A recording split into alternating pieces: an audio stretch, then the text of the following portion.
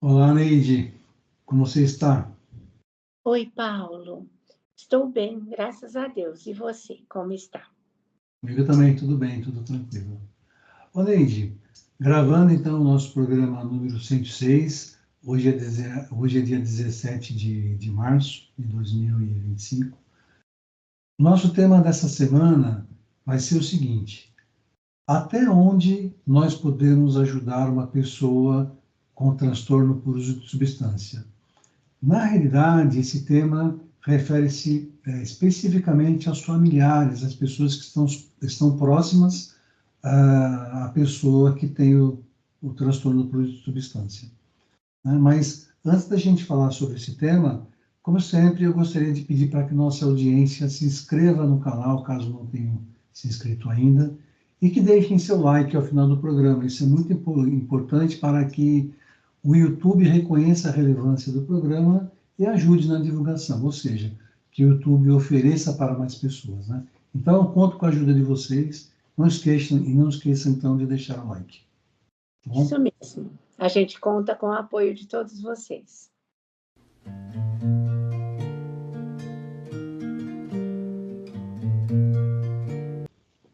Oi, Neide, voltando aqui então para o nosso programa número 106, e o tema de hoje, como eu havia dito lá no início, né, é até onde nós podemos ajudar uma pessoa com transtorno por uso de substância. Eu vou deixar você falar um pouco, né, mas eu gostaria de só acrescentar antes, né, de você fazer seus comentários, que uma coisa que é muito importante é que o nosso movimento, o movimento da pessoa que ajuda a pessoa com transtorno por uso de substância não seja impactado negativamente, né? Então, que a pessoa que está ajudando o outro não seja impactado no sentido de adoecer, de deixar de fazer suas coisas, mas principalmente, né, que motive o paciente, motive a pessoa a seguir um tratamento, né? É, Mas, vamos lá. Paulo, quando você faz essa pergunta, até onde que a família pode ir? Então, assim, a primeira coisa que a gente sempre reforça, né? Porque eu acho que são as perguntas que a gente tem dos familiares, dos próprios pacientes, né? Veja, até onde? Não existe receita de bolo. Uhum. Para cada paciente, para cada família, será um tempo diferente, né? Então, assim, não tenho como dizer para você, olha, você faz 10 tentativas, na 10ª tentativa você desiste, porque se ele não reconheceu que ele precisa de ajuda com 10 tentativas, então não. Não. Na verdade, assim, o que eu acho que é importante que se mantenha na busca, né, sei lá, no auxílio que esse paciente faça adesão ao tratamento? Constância, perseverança, né? O até onde a gente vai depender também do recurso que as famílias têm e do tipo de resposta que elas vão recebendo do familiar dependente. Isso que garante que esse processo possa seguir em frente ou a família desiste. A gente sabe que existem muitas famílias que desistem, que elas chegam num determinado ponto que elas entendem que elas não aguentam mais. A falta de reforço por parte do paciente que tem o problema com TUS faz com que a família desista. A família também precisa ser reforçada de alguma forma, tá? Então, assim, a gente já sabe que então não tem receita de bolo para dizer até qual é o limite. O limite vai depender do tipo de reforço que se oferece de parte a parte.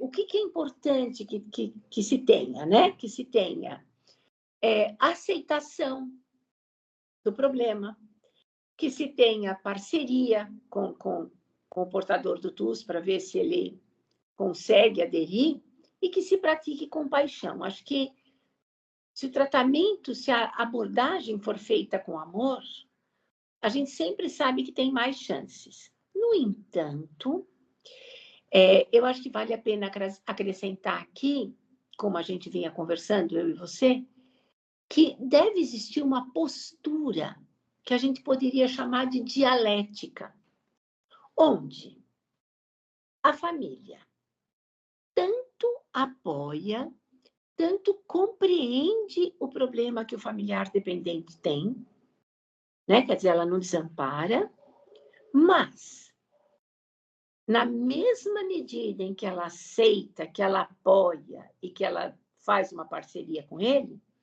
ela evidencia para ele a necessidade de mudança. Eu acho que muitas vezes o que acontece com as famílias é que essas duas coisas não caminham para e passo. Ou a família faz tudo que ela pode pelo familiar, resolve os problemas para ele, né? Faz tudo, né? Você vê que existem famílias que gastam todo o dinheiro, né? Que depois não tem mais nenhum recurso para continuar tratando, porque tudo que tinha foi gasto. Então, assim, a gente vê bem a família nesses polos, né? Ou ela faz tudo, ou ela não faz mais nada. Uhum. Né? Então, eu acho que a gente tem que encontrar aí aquele ponto que seria o ponto aonde a família vai ajudar, vai acolher, vai se compadecer do problema que o familiar tem, de modo que ela possa tentar aliviar o sofrimento dele, isso é compaixão, mas vai haver um incentivo para que ele lide com as consequências daquilo que ele faz. Por quê? Porque a aprendizagem ou a necessidade, a visão da necessidade de mudança só virá a partir daí. Né? Então, eu acho que esse é o ponto nevrálgico, o ponto difícil que a gente sempre luta em saber qual é o limite. Então, reforçando, o limite é até onde eu posso ir como familiar. Tá? É até onde eu tenho recurso para ir. É até onde o familiar, com TUS, me reforça para eu continuar querendo ajudá-lo, enquanto família. E a postura da família deve ser essa postura dual, né? Onde um lado vai, sim, ajudar, estar do lado, mas o outro lado vai permitir que ele lide com as consequências negativas do comportamento dele. Por quê? Porque há necessidade de alguma mudança. Se a mudança vai ser total, se vai ser radical, se ele vai parar de usar completamente, isso nós não sabemos. Né? Mas o que nós sabemos é que há necessidade de uma mudança. À medida que essa mudança começa a acontecer por parte do portador do TUS, a família se sente mais reforçada a continuar no processo de ajuda. Neide, eu entendo que as crenças também, as crenças familiares, né, e até a crença individual, também interfere na maneira como a família lida com as questões do portador de TUS, né? Então, por exemplo, se a família tem uma crença de que ela tem que ajudar até o final, provavelmente a família vai se comprometer a saúde mental em busca de resolver o problema da pessoa que está com a questão do TUS. Né? Mas, então tem uma pergunta aqui, né? Como a gente consegue estabelecer uma crença que seja saudável em relação a uma crença familiar que funcione, né? Porque realmente é isso, porque senão fica uma coisa de 8 ou 80, né? Ou eu sigo com o tratamento, ou simplesmente eu abandono, porque... Né? Qual seria uma crença funcional, né, nesse tipo de situação, na sua opinião? Uma crença da família. Né? Uhum. Veja, meu familiar dependente tem um problema, é um problema de difícil manejo, eu posso ajudá-lo até um certo ponto, mas a partir de um certo ponto, ele precisa fazer alguma coisa também para me reforçar. Eu acho que essa é a crença mais racional que se tem. A família pode ajudar, sim, mas até um determinado ponto, né? Porque senão, se ela caminha mais do que o familiar, se ela oferece mais do que ele pode absorver, ela impede que ele faça a mudança, uma mudança positiva, uma mudança necessária, no sentido de reduzir ou parar o consumo. Uhum, uhum. Agora, do outro lado, nós estamos falando da crença familiar. E quando a gente fala da crença pessoal do portador de TUS, né? E se você acha que, você acredita que tenha uma crença assim, que a família possa identificar, uma crença negativa, né? Que a família possa olhar e falar assim, ah, não, eu acho que essa pessoa não tem recuperação. Uma vez eu recebi um paciente e aí eu fiz uma sessão com o pai. E o pai dele já chegou dizendo, ó, Paulo, eu não acredito, não vai dar certo, tudo bem, porque eu não posso desistir pro forma, mas eu sinceramente não acredito. Então, a crença do pai em relação a o que o pai acreditava em relação à crença do filho era que o filho não ia sair daquilo lá, porque o filho não tinha mais jeito, né? Você acredita que exista, que uma pessoa consiga identificar esse tipo de crença na outra?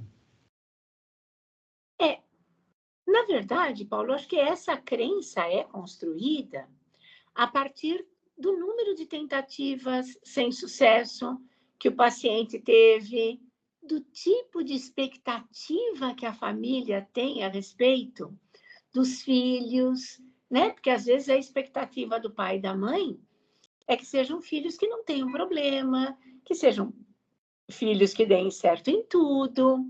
E, na Uhum, verdade, quando na família acontece um problema grave, como é o problema do TUS, a família normalmente desiste antes de tentar tudo que tinha para tentar.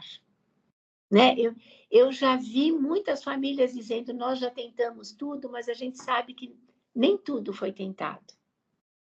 Né? Então, eu acho que quando a família já tinha altas expectativas, essas expectativas não foram atendidas, é como se a família jogasse a toalha e dissesse: olha, não tem mais jeito, né? uhum, Porque eu acho que também tem a crença em relação ao que é o transtorno por uso de substâncias. Para muita gente, o transtorno por uso de substâncias é uma escolha, a pessoa usa porque quer usar, né? É uma questão de caráter. Então, quando a uhum. gente entra nesse campo aí do modelo moral, a gente tem aí uma dificuldade muito grande na construção de crenças mais racionais, mais funcionais. Legal, muito bom. Ô, Neide, esse programa de hoje, na verdade, é dedicado a uma pessoa que segue a gente aqui, o Cleiton, né? Que mandou uma pergunta, né? Que foi justamente essa que eu formulei aqui no começo, né? Uhum. Se até onde nós devemos ir, né? Até onde a gente pode, nós podemos ajudar uma pessoa com transtorno por substância. Então, aproveitando o gancho aqui, eu peço para que, se vocês tiverem alguma dúvida, se vocês tiverem algum interesse específico, nos escrevam. Nós teremos o maior prazer em responder e até, eventualmente, dedicar um programa à sua questão, como foi o caso de hoje. Então, muito obrigado a todo mundo e espero que vocês continuem nos acompanhando e deixando o seu like. Obrigada, Paulo, pelo convite. Obrigada ao Cleiton pela pergunta, viu? A sua pergunta foi muito bem formulada, você escreve muito bem. Seja sempre, sempre bem-vindo. É um prazer para nós ter você aqui na nossa audiência. Um grande abraço a todos. Tchau, tchau.